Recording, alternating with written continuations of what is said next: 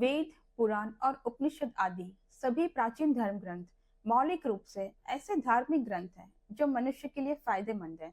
यदि मनुष्य इसे समझ ले और इसमें बताए गए सिद्धांतों व धर्म की समझ विकसित कर ले और इसके नियमों का पालन कर ले तो मनुष्य सुख, शांति और अंततः मोक्ष प्राप्त कर अपनी आत्मा का कल्याण कर सकता है। धर्म, अर्थ, काम और मोक्ष प्रदान करने वाला ये वेद पुराण मानव जाति के लिए एक प्रकार की दैवीय आज्ञा है, जिसका पालन करके जीव पीड़ा या पीड़ा जैसी धारणाओं से मुक्त होकर संयमित जीवन जी सकता है और ऋतु दिनचर्या के अनुसार मोक्ष प्राप्त का महान साधन ऐसा पंचभूत से बना शरीर निरोगी और सुखमय, आनंदमय, स्वस्थ रहकर स्वयं सुख प्राप्त कर सकता है तथा अपने उज्जवल व्यक्तित्व से समाज और अपनों को भी सुख प्रदान कर सकता है। वेद, पुराण और उपनिषदों को समझा जाए तो भगवान ने कुछ भी गुप्त नहीं रखा है, चाहे वो मंत्र साधना हो या योग साधना। भगवान ने सभी रहस्य को साधक के सामने उजागर प्रकट किए ही है। जरूरत है इसमें प्रतिपादित किए हुए नियमों और आदेशों को समझना और उस अनुसार आचरण करना।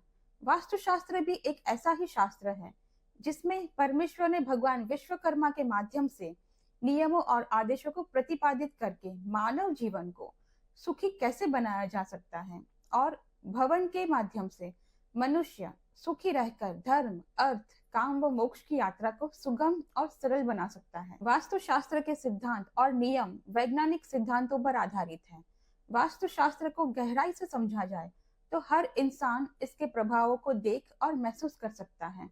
फॉर एग्जाम्पल, उत्तर दिशा में स्ट्रॉन्ग मैग्नेटिक फील्ड है। इसे देखा या महसूस नहीं किया जा सकता, लेकिन मैग्नेटोमीटर द्वारा देखा जा सकता है। कंपास हमेशा उत्तर दिशा की ओर निर्देश करता है क्योंकि उत्तर दिशा में सबसे स्ट्रॉन्ग मैग्नेटिक फील्ड है।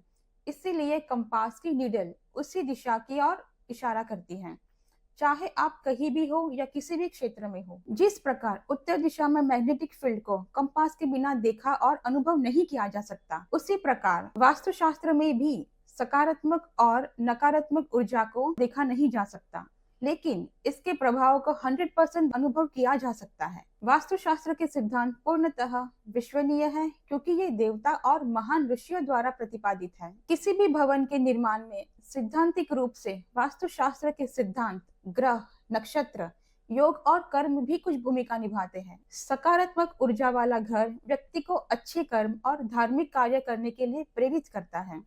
व्यक्ति के जीवन में दूसरों की मदद करने और धर्म सिद्ध जीवन जीने की इच्छा प्रबल हो जाती है और धार्मिक व्यक्ति के जीवन में वास्तुशास्त्र के नियम उसके जीवन को अधिक श्रेष्ठ और सुखी बनाते हैं। सकारात्मक ऊर्जा से भरपूर जीवन व्यक्ति के जीवन में खुशियां लाता है। सकारात्मक ऊर्जा उसे उद्यमी, संयमी और परोपकारी बनाता है। स्वयं को सुखी और दूसरों को सुखी बनाने वाली विश्व कल्याण की भावना भी प्रबल हो जाती है।